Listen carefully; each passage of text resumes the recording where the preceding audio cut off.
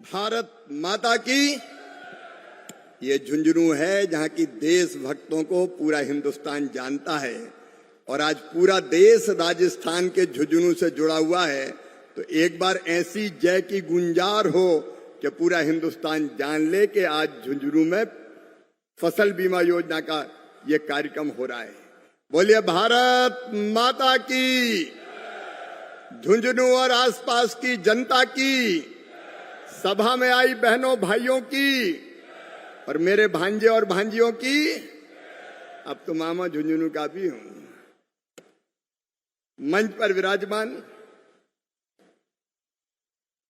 जनता की सेवा ही जिनके लिए भगवान का भजन है, ऐसे राजस्थान के कर्मठ, गतिशील और यशस्वी मुख्यमंत्री, जिनको अभी हम बड़े ध्यान से सुन रहे थे, आदरणीय भजनलाल शर्मा जी, मेरे सहयोगी मंत्री दिनों रात देश में किसानों की सेवा में जुटे हैं, आदरणीय श्री भागीरथ चौधरी जी, राजस्थान के छापामार कृषि मंत्री डॉक्टर किरोड़ीलाल मीणा जी, इस जिले के प्रभारी मंत्री आदरणीय अविनाश गहलोत जी,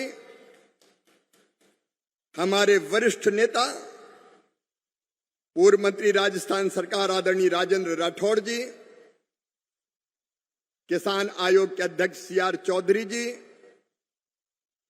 जिले की हमारी अध्यक्ष और जिला प्रमुख बहन श्रीमती हरतनी कुल्हारे जी,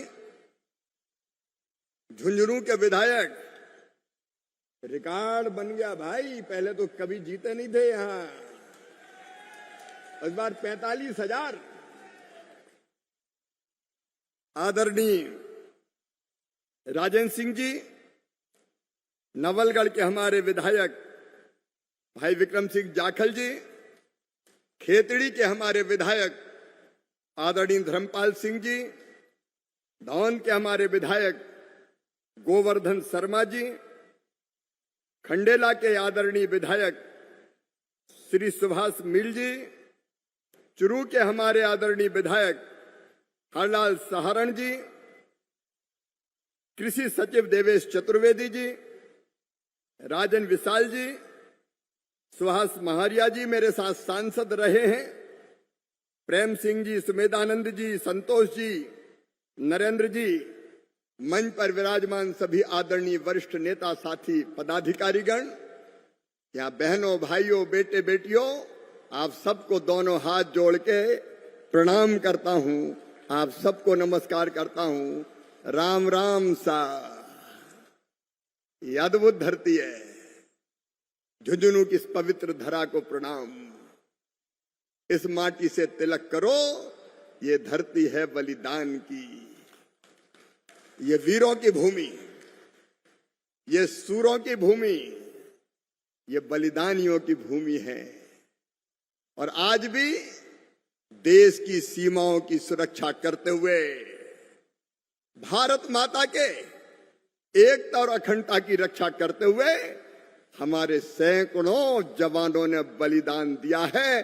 मैं उनको शीश झुका के प्रणाम करता हूं, उनके चरणों में श्रद्धा के सुमन अर्पित करता हूं। पूजे न गए शहीद, पूजे न गए शहीद, तो फिर ये मंत्र कौन अपनाएगा? तोपों के मुंह से कौन अकड़ छातियां अपनी अड़ाएगा? चूमेगा फंदा कौन, गोलियां कौन वक्ष पे खाएगा? अपने हाथों अपने मस्तक फिर आगे कौन बढ़ाएगा? पूजे न गए शहीद, तो फिर ये मंत्र कहां से आएगा?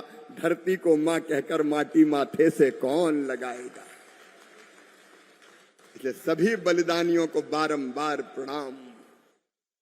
जब भी राजस्थान की इस पवित्र धरती पर आते हैं तो शीश श्रद्धा से झुक जाता है और मन आनंद और प्रसन्नता से भर जाता है। लेकिन आज तो मैंने जो दृश्य देखा मुख्यमंत्री जी, हेलीकॉप्टर से राजस्थान के बारे में कहा जाता था, क्या हरियाली कहां देखने मिलती है?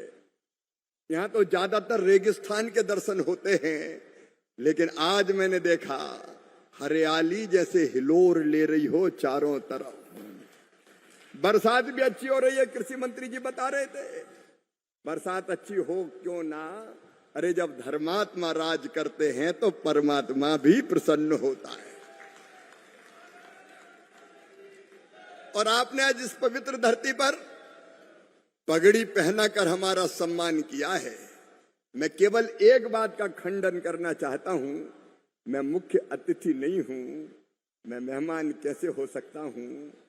कृषि भारतीय अर्थव्यवस्था की रीढ़ और किसान उनकी आत्मा है, और किसानों की सेवा मेरे लिए भगवान की पूजा है। मैं मेहमान नहीं, मैं तो सेवक हूं। किसानों की सेवा अपनी जिंदगी का मिशन है, और प्रधानमंत्री श्रीमान नरेंद्र मोदी जी के नेतृत्व में संकल्प भी कि भारत की कृषि को और भारत के किसानों को दुनिया में नंबर 1 पर ले जाकर ही चैन की सांस लेंगे। किसान भाइयों, आपने पगड़ी पहनाई है।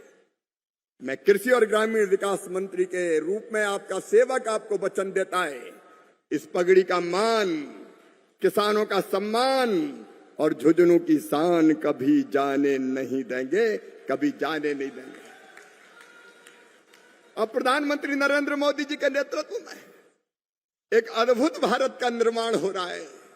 एक वैभवशाली भारत, एक गौरवशाली भारत, एक संपन्न भारत, एक समृद्ध भारत और एक शक्तिशाली भारत और एक विकसित भारत।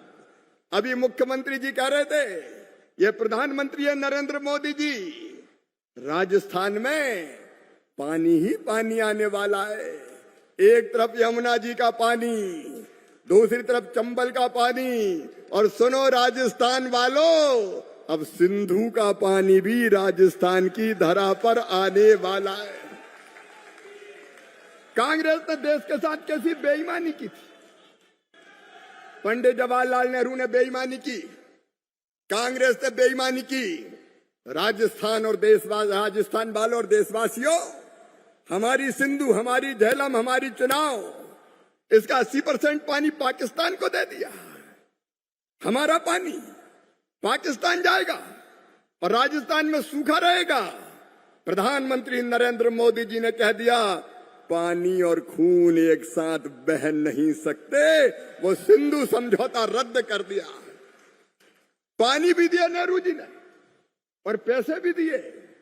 नहरें पाकिस्तान में बने और वहां से आतंकवादी आए और निर्दोष नागरिकों की पहलगांव में हत्या करें। हमारे 26 निर्दोष नौजवान मार दिए गए। धर्म पूछ पूछ के मारा, धर्म पूछ पूछ के मारा। पत्नी के सामने पति को गोलियों से भून दिया गया। बाप की हत्या बेटे के सामने कर दी गई। और तब हमारे प्रधानमंत्री नरेंद्र मोदी जी ने कहा था, दुनिया के दूसरे छोर तक भी आतंकवादियों पीछा करेंगे और ऐसी सजा देंगे कि दुनिया याद रखेगी, दुनिया याद रखेगी।